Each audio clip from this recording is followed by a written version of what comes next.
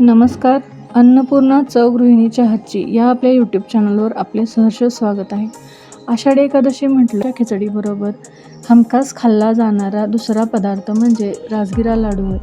आता हा राजगिरा लाडू कसा बनवायचा ते आपण इथे पाहणार आहोत. तर राजगिरा लाडू बनवण्यासाठी आपल्याला आवश्यक असणारे साहित्य आहे: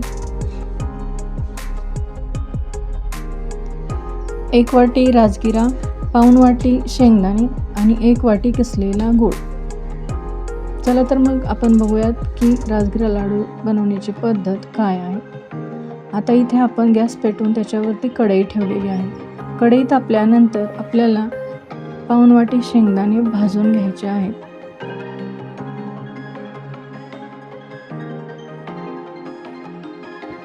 शेंगदाणे अगदी खरपूस भाजून घ्यायचे आहेत. भाजून घेतल्यानंतर हे शेंगदाणे आपल्याला एका ताटामध्ये काढायचे आहेत. त्यानंतर शेंगदाणे भाजल्यानंतर आपल्याला आपण जे 1 वाटी राजगिरा घेतलं होतं ते 1 वाटी राजगिरा फुलवून त्याच्या लाह्या बनवायच्या आहेत. आता या लाह्या बनवताना आपल्याला पूर्ण 1 वाटी राजगिरा एकदम ओतायचा नाही आहे, तर त्याच्यामध्ये आपल्याला 2 ते 4 भागामध्ये आपल्याला लाह्या फुलवून घ्यायच्या आहेत. कारण 1 वाटी राजगिऱ्यामध्ये आपल्याला जवळजवळ चौपट प्रमाणात लाह्या मिळतात. त्यामुळे जर का आपण एकदम राजगिरा कढईमध्ये टाकला तर काय होईल की सगळेच राजगिऱ्याचे दाणे फुलणार नाहीत.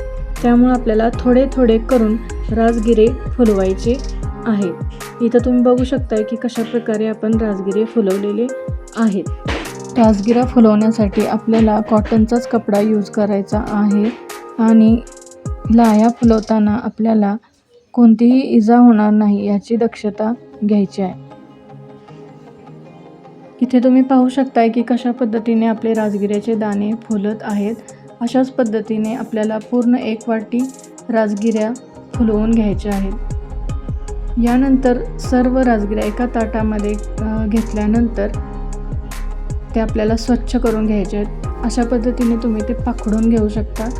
याच्यामध्ये काय होतं की काही वेळेस राजगिऱ्याचे दाणे सगळेच फुलत नाहीत. काही थोडेसे न फुललेले दाणे याच्यामध्ये शिल्लक असतात जे तळाला राहतात आणि हे सर्व असेच्या असे जर घेतले आपण तर याच्यामुळे आपले लाडू कडक होऊ शकतात किंवा ते खाताना आपल्याला कचकच असे लागू शकतात.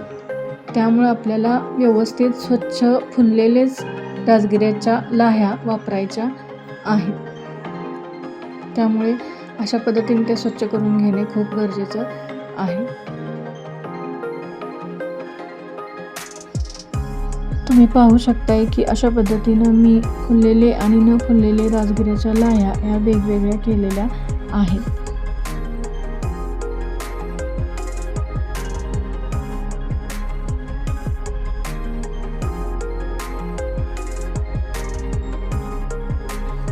तर अशा पद्धतीने मी पूर्ण 1 वाटी राजगिरा फुलवून तो स्वच्छ करून घेतलेला आहे. तर इथे मी जो 1 वाटी राजगिरा घेतला होता त्याच्यापासून मला जवळजवळ एक चौपट इतक्या लाह्या मिळालेल्या आहेत.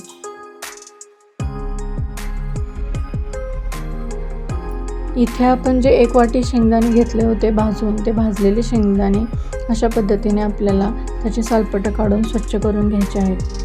तुम्हाला हवं असेल तर तुम्ही हे शेंगदाणे मिक्सरमध्ये वाटून घेऊ शकता, पण ते जाडसर वाटायचे आहेत. मी इथे हे शेंगदाणे खलबत्त्यामध्ये वाटून घेतलेले आहेत. मला हे शेंगदाणे असे जाडसर वाटलेले, खलबत्त्यामध्ये कुटून जाडसर वाटलेले शेंगदाणे लाडवामध्ये टाकायला आवडतात. सालपटांसहित जर शेंगदाणे बारीक वाटून घेतले तर ते लाडवामध्ये त्याची चव कडवट अशी लागते. त्यामुळे ते नीट सालपटे काढून स्वच्छ करूनच वापरावेत. आता इथे मी कढईमध्ये गूळ टाकलेला आहे. तर हा गूळ आपण इथे वितळवून घ्यायचा आहे. हा गूळ वितळायला लागल्यानंतर त्याच्यामध्ये आपल्याला थोडंसंच पाणी टाकायचं आहे. अगदी जास्त पाणी ओतायचं नाही. थोडंसं पाणी टाकल्यानंतर आपला पाक हा लवकर तयार होईल. जास्त पाण्याने पाक तयार व्हायला खूप वेळ लागेल. अशा पद्धतीने आपल्याला सर्व गूळ अगदी व्यवस्थितपणे वितळून घ्यायचा आहे. हळूहळू आपल्याला इथे याचा पाक तयार होताना दिसेल. तर आपला पाक तयार झालेला आहे की नाही हे पाहण्यासाठी आपल्याला अशा पद्धतीने चमच्यावरती कोणत्याही किंवा उलटण्यावरती चेक करायचं आहे. साधारणपणे एक तारी पाक आपल्याला इथे बनवायचा आहे आणि त्यानंतर याच्यामध्ये आपल्याला फुलवलेले राजगिऱ्याच्या लाह्या आणि शेंगदाण्याचं कूट टाकून घ्यायचं आहे. व्यवस्थित हे मिश्रण मिक्स करून घ्यायचं आहे.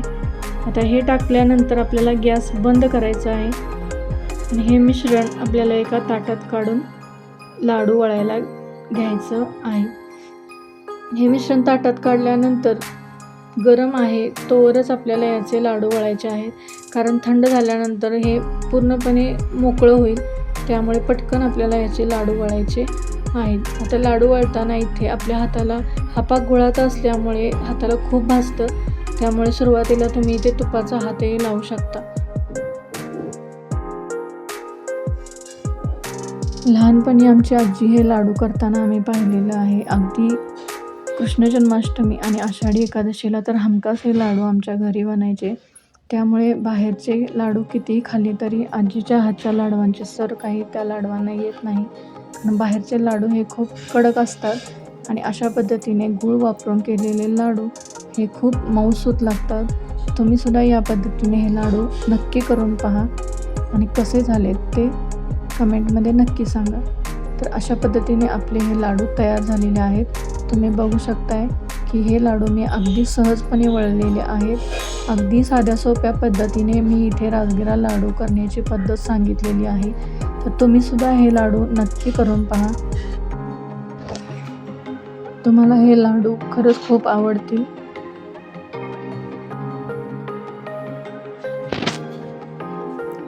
तर अगदी घरगुती पद्धतीने साध्या सोप्या पद्धतीने सांगितलेली ही राजगिरा लाडूची रेसिपी तुम्हाला कशी वाटली ते नक्की सांगा.